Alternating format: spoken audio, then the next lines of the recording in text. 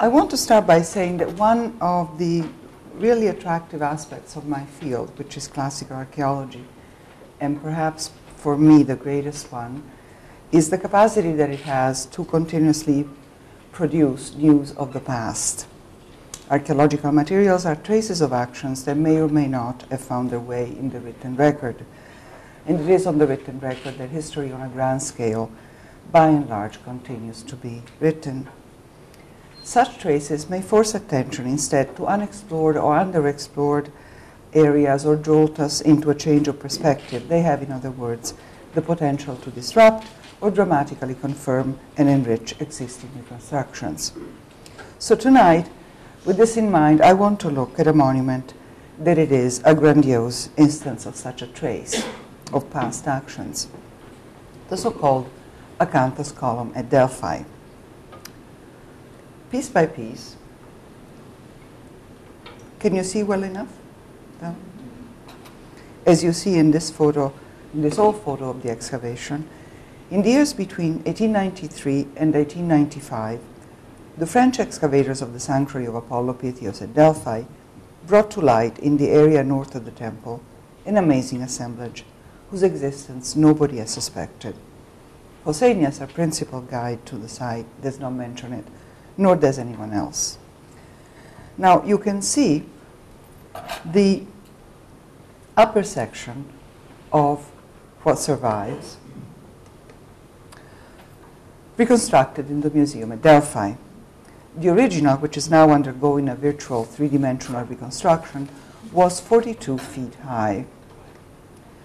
And the monument consisted of a column arising from a base of acanthus leaves, with acanthus encircling each drum and entirely enveloping the Capitol.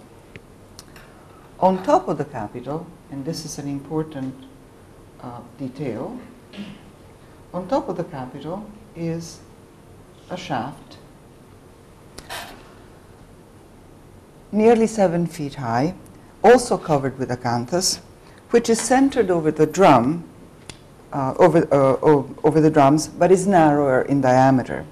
And around this element, three maidenly figures, three girls, are staging a choral dance, or what is known as a song dance, a genre that involved dance and, of course, melody, but also song. Their toes are broken off, but it is clear that the tips did not reach the leaves of the Capitol, suggesting that the dancers are suspended in the air.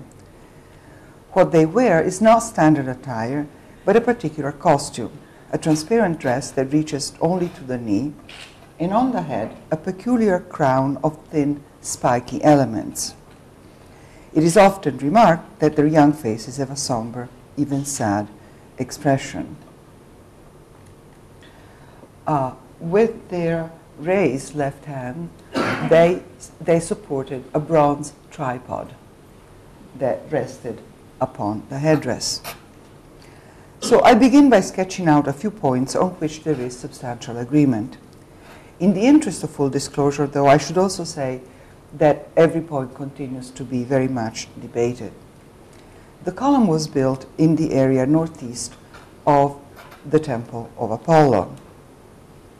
And you wind your way through the sacred way, past statuary groups, including a bull by the Corcyraeans, the portico dedicated by the Athenians on the occasion of a naval victory, treasure houses built by city-states, past the column of the Naxians, in front of the temple, past the monument with the representation of the chariot of the sun, of Helios, Apollo, and his chariot, past a colossal statue of Alexander I, gilded, and in this reconstruction of Tournai of 1902, the column, if I can see rightly here, was in this area.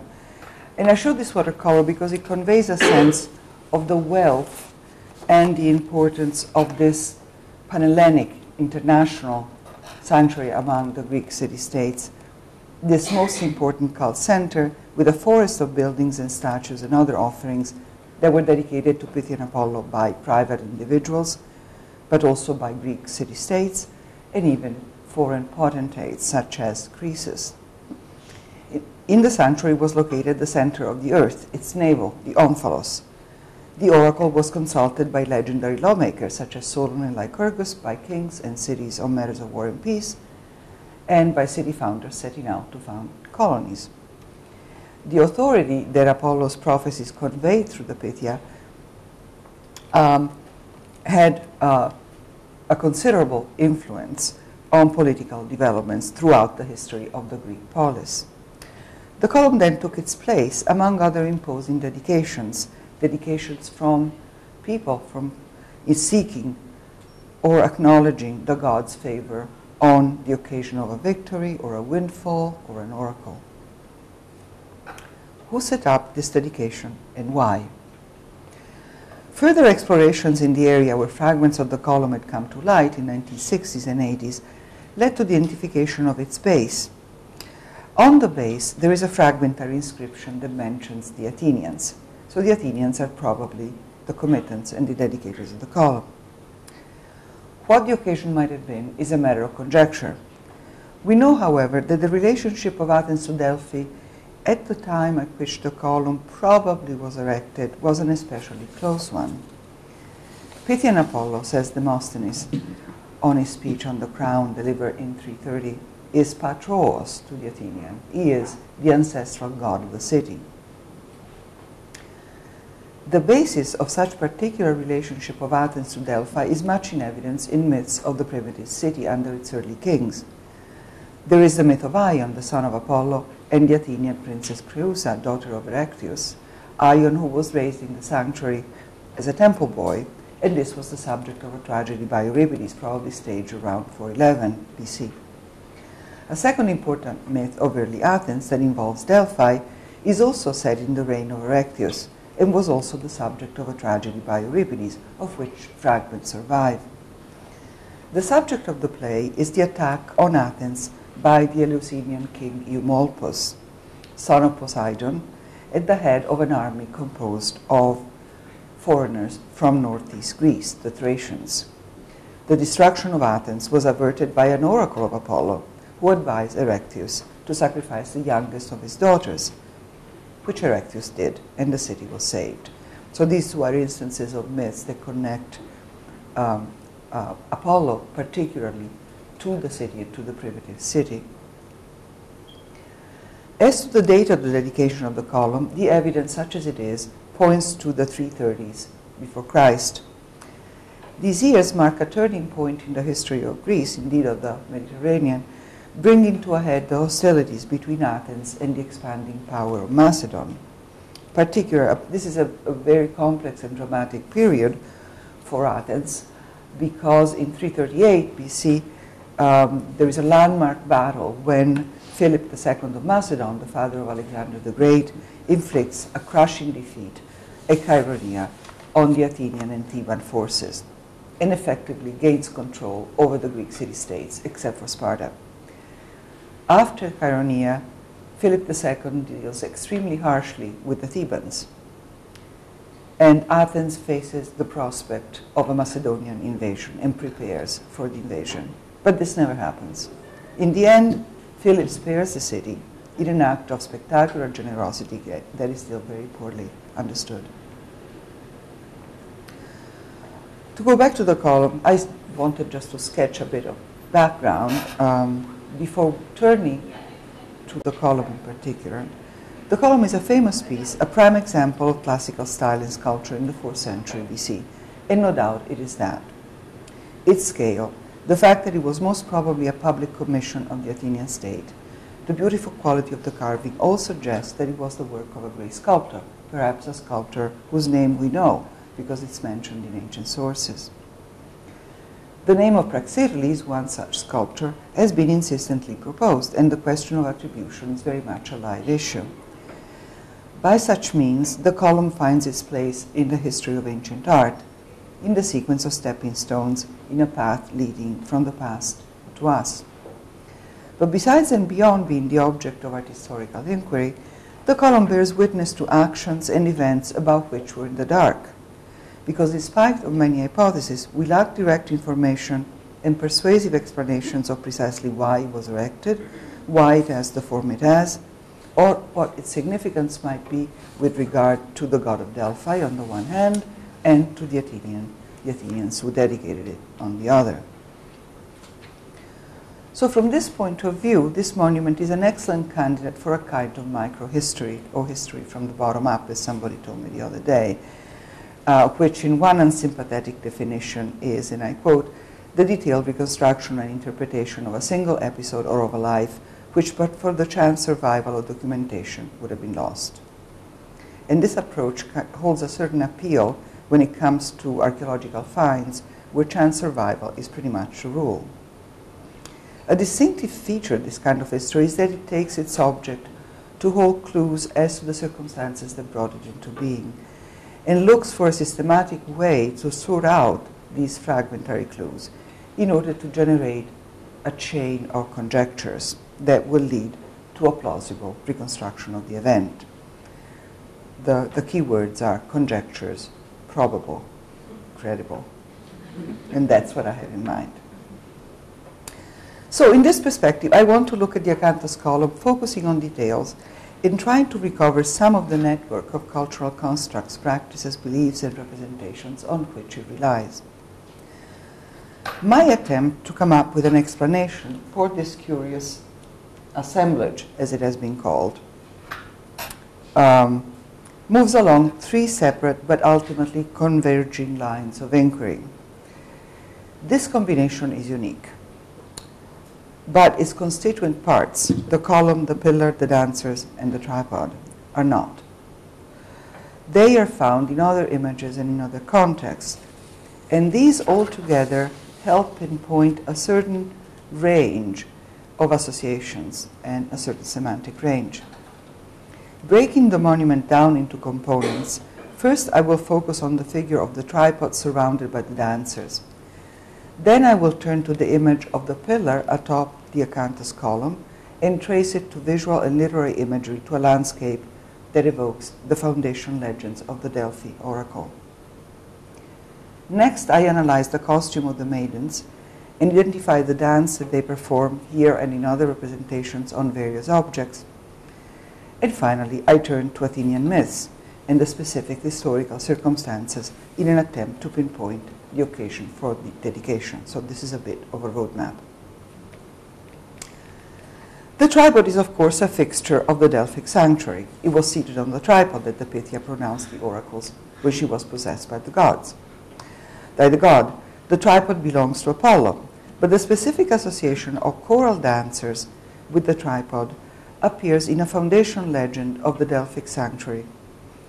In the version that is best known of how the sanctuary came to be, the version that is best known is the one given in the Homeric hymn to Apollo. The god travels through Greece until he comes to Crisa under Mount Parnassus, and there he kills the dragon Python and founds the oracle. But there is another story, there is another account of how Apollo came to Delphi, and it comes from a good early source, Alcæus's Paean for Apollo, which was composed in the early 6th century BC, perhaps around 600-590. This song does not survive, but there is a prose version in a late source. And from this we learn that when Apollo was born, Zeus sent him to Delphi in a swan-drawn chariot to declare justice and right for the Greeks. But Apollo directed the swans to fly somewhere else. That is, to fly to the land of the Hyperboreans, and there he stayed. So when the Delphians learned this, the story continues, they composed a paean and a tune and arranged dancing chorus of youths around the tripod and called on the god to come from the Hyperboreans. And when Apollo decided that the tripods of Delphi should also ring out, he ordered the swans to fly back from the Hyperboreans. So the phrase, when he thought the time had come from the Delphic tripods also to resound, implies that the Hyperborean tripods were the ones that resounded in the first place, and invites one to wonder if the inhabitants of Delphi are copying, are imitating what is taking place in the land of the Hyperboreans in order to lure Apollo to Hellas. Now, the Hyperboreans are a blessed race of Apollo worshippers, which other sources, such as Pindar, locate at the edges of the earth, the northern end of the world, past the unknown sources of the Danube. Each year, Apollo was known to leave Delphi and return to spend the winter months with them. And on this Athenian vase of around 490 BC, we see a whimsical picture of Apollo flying over the sea. You can see the leaping dolphins in a winged tripod, and this has been reasonably been interpreted in reference to the god's Hyperborean travels. The myth of Apollo's coming from the land of the Hyperboreans may be read as a complementary rather than competing version of that in which is lays the dragon python. That myth and the seasonal movements of Apollo back to the Hyperboreans at the winter solstice should be understood, I think, in reference to a complementary aspect of the persona of the god, that of the sun god, Phoebus, the shining one, or Helios, Apollo. Now, it is in connection with the fabulous land of the Hyperboreans and Apollo's travels that we can explain a second peculiar feature of the monument, the pillar set atop of the column around which the maidens dance. This combination is rare, but it occurs also in the scene painted on the cover of an Athenian classical pyxis, a clay box, of about 430 before Christ. So the scene shows the progression of the heavenly bodies across the sky. There is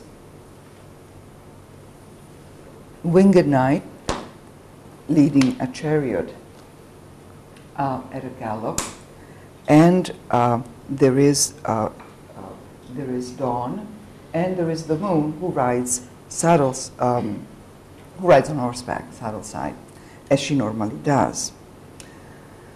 Now, there are stars that shine above Nix and Selene, and there is a solar disk above the head of Dawn, of Eos.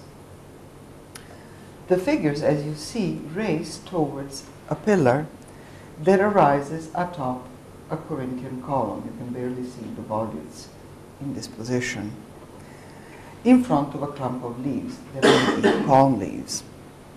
And apart from this detail, this is imagery with which we are very familiar from both literary and visual representations. Because in ancient Greek tradition, as we know, the sun not only figuratively rises, shines, and sets, but most of all rides on a chariot drawn by powerful mares. On the pictures on another Athenian vase of about 430, you see Helios rising in his chariot, preceded by Eos, dawn, and the moon is disappearing beneath the arc of the sky. It is daylight. And in the medallion, inside a silver cup, a classical silver cup, you see the moon. It's not a terribly distinct picture, but it's a very beautiful one of the moon riding the horse over the ocean, shining golden. The horses do not simply fly through the air. Instead, in literary as well as visual imagery, Helios' trajectory across the sky is depicted as a race course or a road, for instance, in Jocasta's address to the sun at the opening of Euripides' Phoenician Women, or you course heaven's road through the stars. Not only Helios, but the other sky gods, the moon, the planets, Eos, the goddess of dawn, and night herself, travel this road of heaven, following one another at a gallop, either in a chariot or on horseback. The road, the course itself, is outlined, is marked as boundary the position of the constellations, which function as signposts. And Euripides' Ion gives a vivid description of the night sky, depicted on the great festival tent that is preparing. On the tapestry that forms the ceiling of the tent appears the cavalcade of astral divinities. At sunset, there is Helios galloping, followed by black-mantled night. There is the moon at her full brilliance, and star clusters and constellations, Pleiades, Great Bear, Hyades, and light-bearing dawn.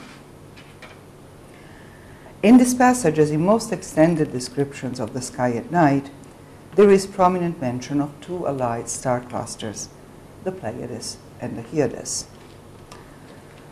On the pyxis in Berlin, which we saw before, the one with the pillar atop the column, as others have seen ever since the first publication of this painted vase over 100 years ago, the image plays on the metaphor of the road of heaven as a race course. So this road of heaven is like a race course, and like a race course in a hippodrome, it would have a turning post. It would have a terma. So like the terma of a hippodrome, in the celestial race course, the pillar on the column marks the turning point. That is the point at which the sun appears to reverse the position of its risings along the horizon, in other words, the place of the solstice. The Odyssey locates the turning around of the sun, the Tropai Helio, in mythical Syra, whose inhabitants suffer neither sickness nor hunger and have a special tie to Apollo and Artemis. And a passage in Pliny the Elder's Natural History, gathered who knows where, bears witness to a tradition that placed the site of the solstices, the pivots of the universe, in the land of a comparably blessed people, the Hyperboreans, in the far north, beyond the Riphean mountains from which the north wind blows. And the passage says, as you see, the fortunate people these Hyperboreans live to a great age. And they are believed to be the pivots, the hinges of the universe, Cardinus Mundi, and the extreme limits of the circuits of the stars, with 6 months of daylight at the turning around of the sun and not, and then there is a brief polemic. Like the mythical land of the Ethiopians, the land of the Hyperboreans is a point of juncture between the human domain and the workings of the cosmos. A fragment of late poetry locates them at the margin of the world, at the Eskata, below the race course, that is the path of the sun, in the suggestive passage of Sophocles, which deals with the abduction of the Athenian princess Oreithia by the north wind. Boreas carries the Athenian princess over the whole sea to the ends of the earth and the sources of night and the unfoldings of heaven, Phoebus's ancient garden. So my provisional conclusion at this point is that the column itself, with its pillar, represents a landmark in the cosmic landscape that unfolds out of the Hyperborean land at the edge of the world, namely the turning post for the racing heavenly bodies. The monument speaks to the Hyperborean ties of the god and his movements at the solstice, but it also anchors this construct to a vision of the cosmos that reaches back to the archaic period and probably beyond.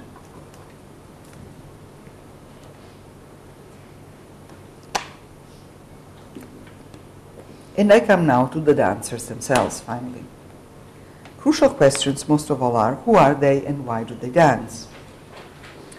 And why are they up in the air? In what is still the basic study of the monument, although it's over 100 years old, Homolde voiced a sense of frustration referring to the dancers as an unexpected appendage, even illogical. And he was appropriately puzzled by the fact that they are in midair. For no reason, he wrote, the figures rest on air, a bizarre position suspended up high without wings and without any support. And in this he is right. And what is the sense of their costume? And of the tall crown on which are drawn these spikes. Now, we're in fact very, very familiar with this costume. And the costume, and particularly the crown, identifies this as a particular type of dance, which is known from many other times and contexts, and which goes under the modern conventional name of kalatiskos, or little basket dance. And so it has sometimes been offered as a way of explanation of what is going on here, that these are simply Karatiscos dancers. The question then becomes, what on earth is a little basket or Karatiscos dance? The so-called Karatiscos is easy to recognize, and it is the best-loved dance of classical antiquity, the one most frequently depicted on Greek and Roman artifacts of all kinds from the 5th century to the imperial period, on terracotta plaques and figurines, on coins and sculptures and Roman copies of classical types. We recognize it by a combination of features, of which the headgear is the most telling.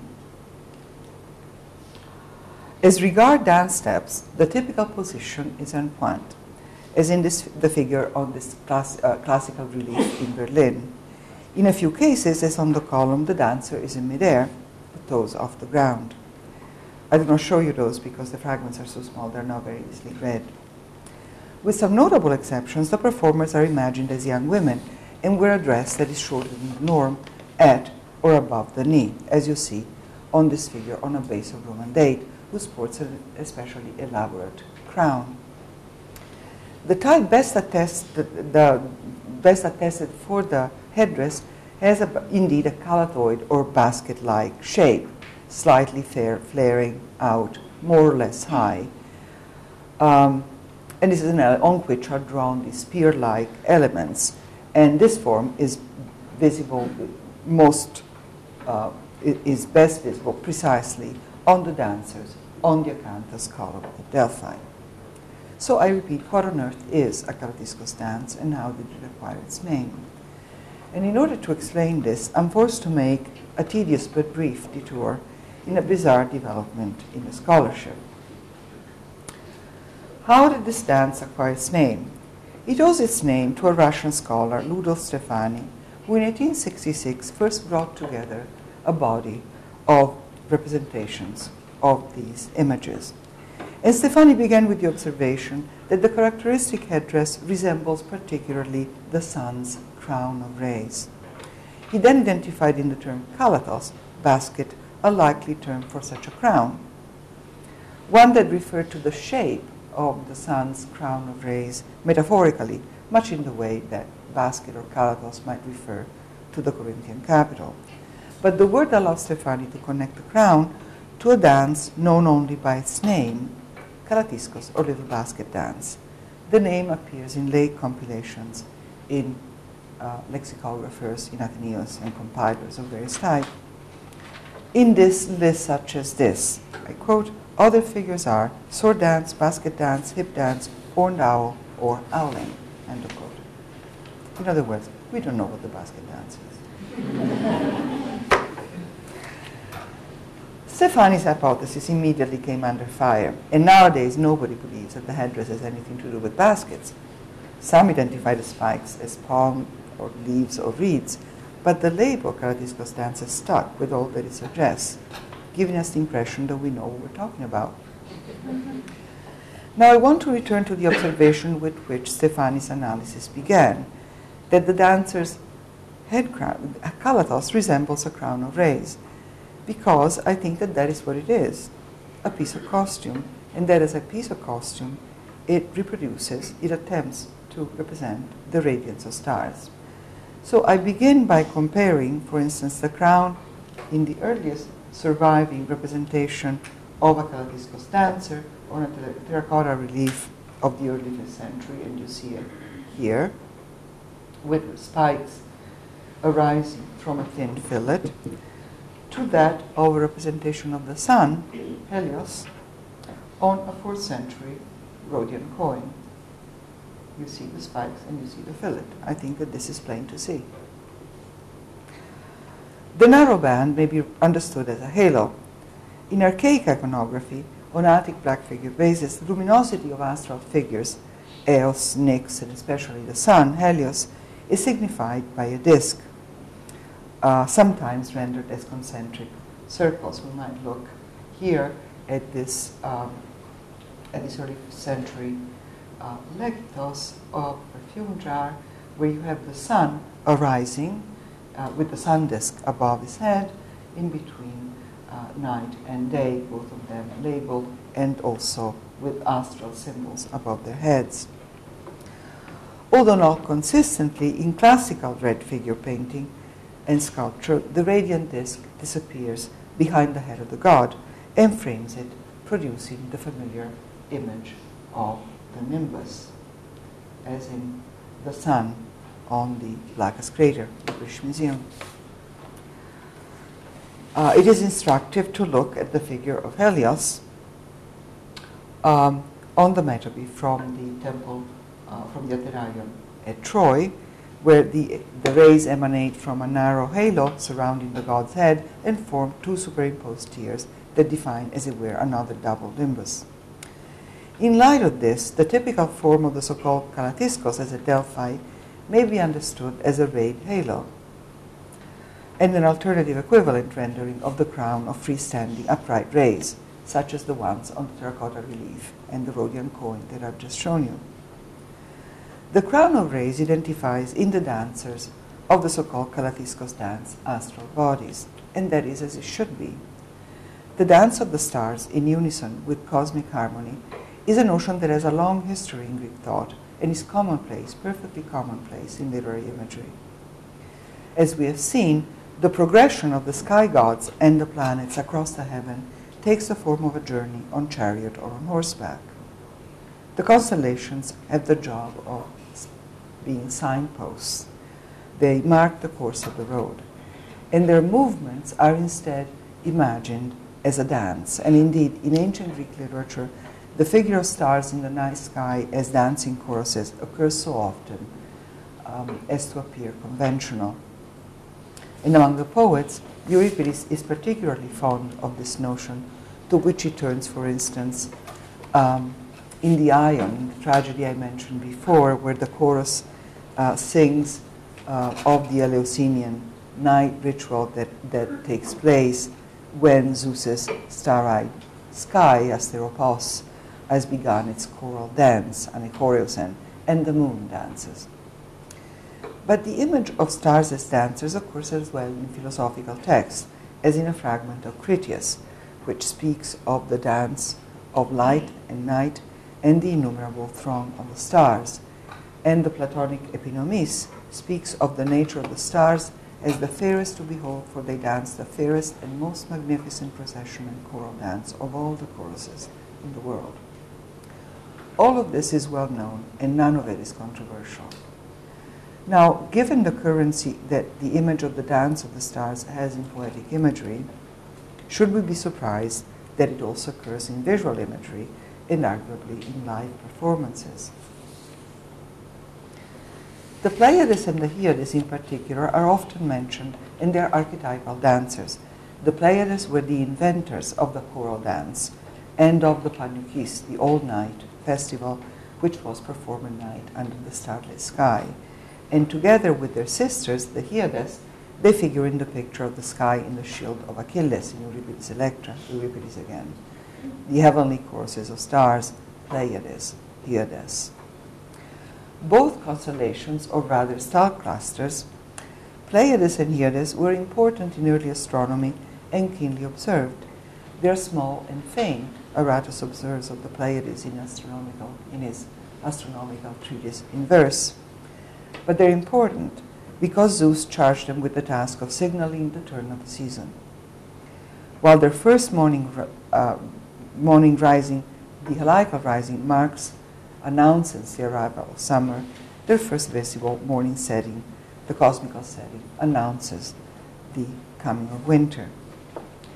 The mythology of the Hyades is shadowier and has more versions than that of the seven Pleiades, but they are as important. The dominant version of how they became star in late sources makes them the daughters of Atlas and sisters of the Pleiades.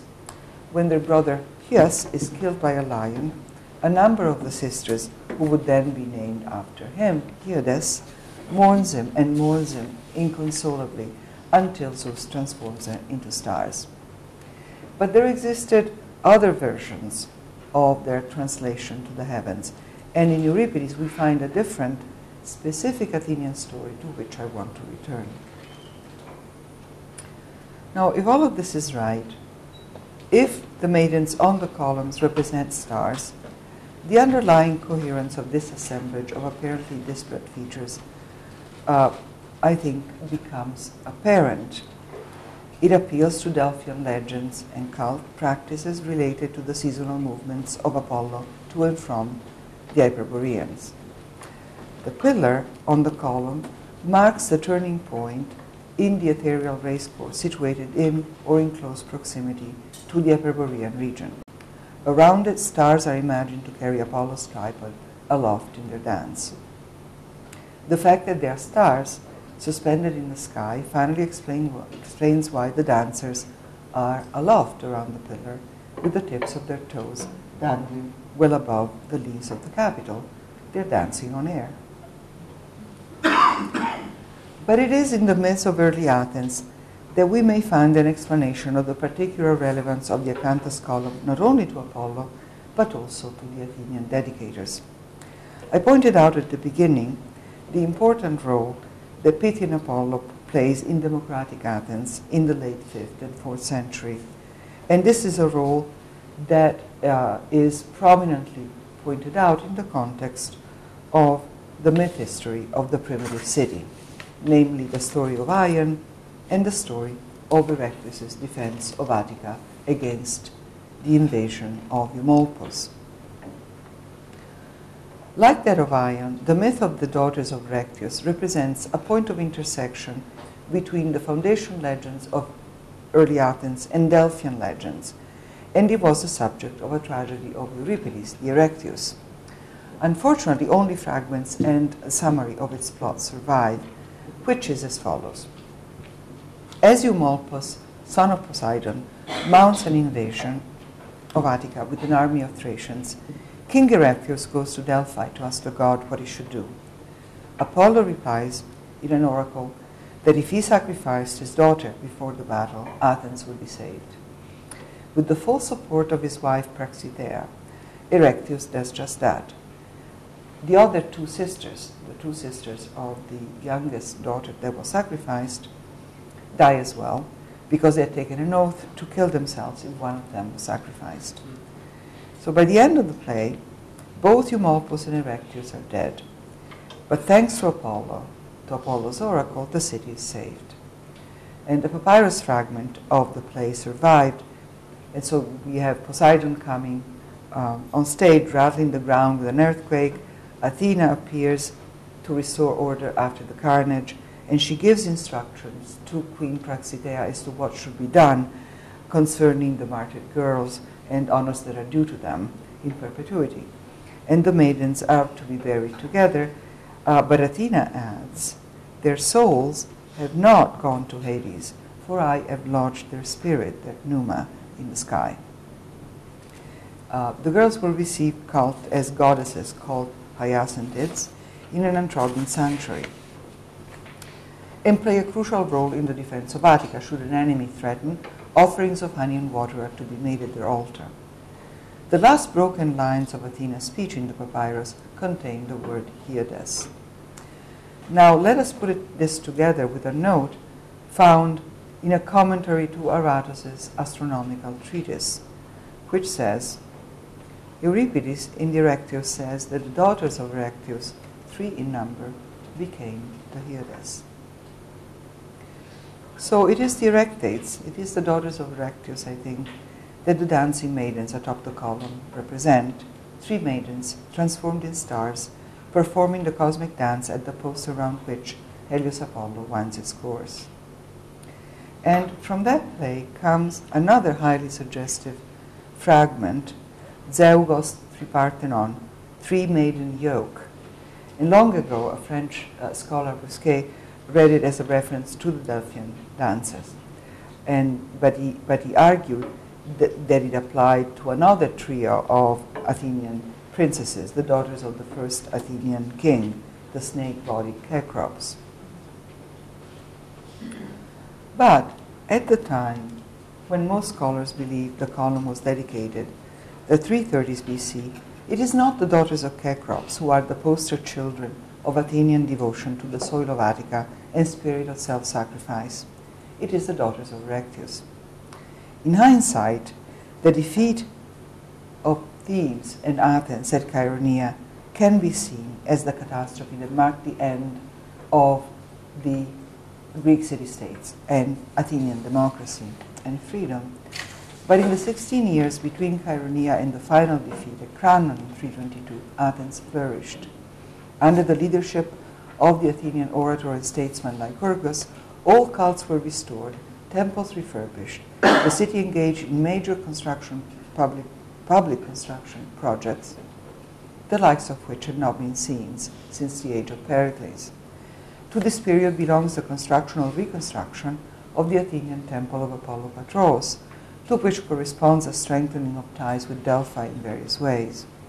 Courtroom speeches such as Demosthenes and other speeches such as Demosthenes' funeral oration for the Athenian dead at Chaeronea, or Lycurgus' oratory, loudly proclaim the superiority of the Athenian race and the values of democracy, and invoke ancestral paradigms of courage and virtue from the myth history of the city. All evidence indicates that the mood in the city after Chaeronea was one of renewal, national pride tinged with nostalgia, and general prosperity. And an important source in this regard is Lycurgus' oration against one Leocrates. This is a curious piece of courtroom oratory that resembles nothing so much as the praise of Athens in Pericles' funeral oration in Thucydides. Now, the charge against this Leocrates is that in the wake of the Battle of Chaeronea, at the time when Athenians were sure that Philip would invade Attica next, and they braced for the attack, when every man, like Lycurgus says, citizens and metics, all gave all they could in a spirit of patriotism and self-sacrifice.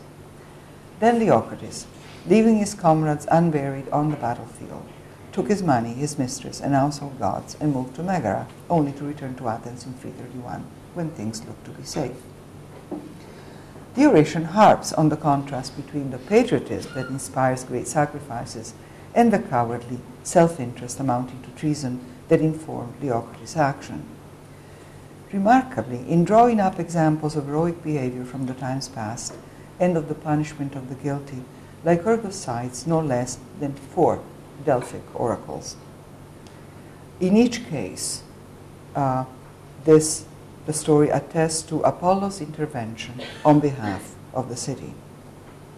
One of them is the one advising the sacrifice of the daughter of Erectus, and for emphasis and length, this is the centerpiece of the oration. Lycurgus begins by summarizing the plot of Euripides' Erectus, then quotes 55 lines of the speech in which Queen Praxiteia agrees, indeed urges, the sacrifice of her child in order to secure the survival of the state. She says, "Citizens, use the offspring of my womb." She says, "Be saved, be victorious." And Lycurgus' comment is, "On these verses, men of Athens, your fathers were brought up." Now I think we can begin to make sense of the relevance of the column to both Athens and Delphi. The monument celebrates the role that Delphic Apollo had played in the salvation of Athens in the remote past. Perhaps one wonders in view of recent events. By displaying the dance of the Hyades around the pole of the universe, it commemorates the heroism of the maidens, who are a model of patriotism and a continued source of inspiration. At the same time, it projects into the hyperboreal landscape the image of a dance around the tripod that resonates with the foundation legend of the cult. And on such grounds, I come to a final conjecture.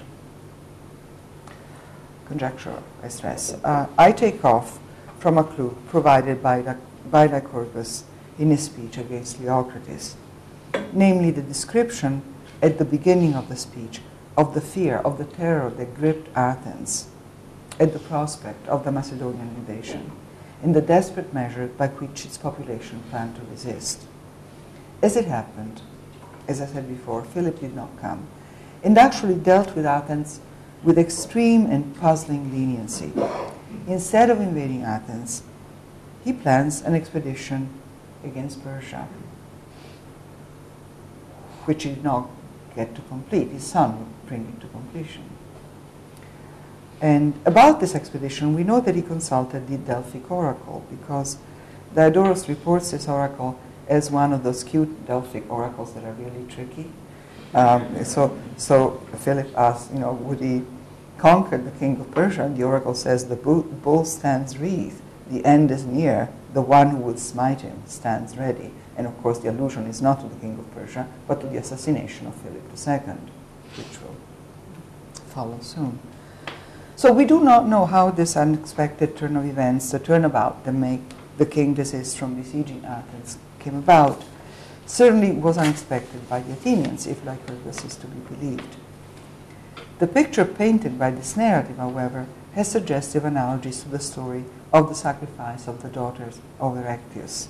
A king at the head of a powerful northern army, Eumolpus with the Thracians in one case, Philip with the Macedonians in the other, attempts or is about to attempt to conquer Attica, but the threat is averted at the last minute. So is it possible to conjecture that, as in the case of Eumolpus' attack, Apollo, that is the Delphic oracle, was credited with the salvation of Athens after Chaeronea? This is going well beyond what the evidence allows, but this hypothesis would have the merit of providing us with the occasion for the dedication of the column, a thank offering commemorating the role of Delphic Apollo of the city, then as now, and the heroism of the Athenians, which, then as now, the daughters of Erechtheus personify.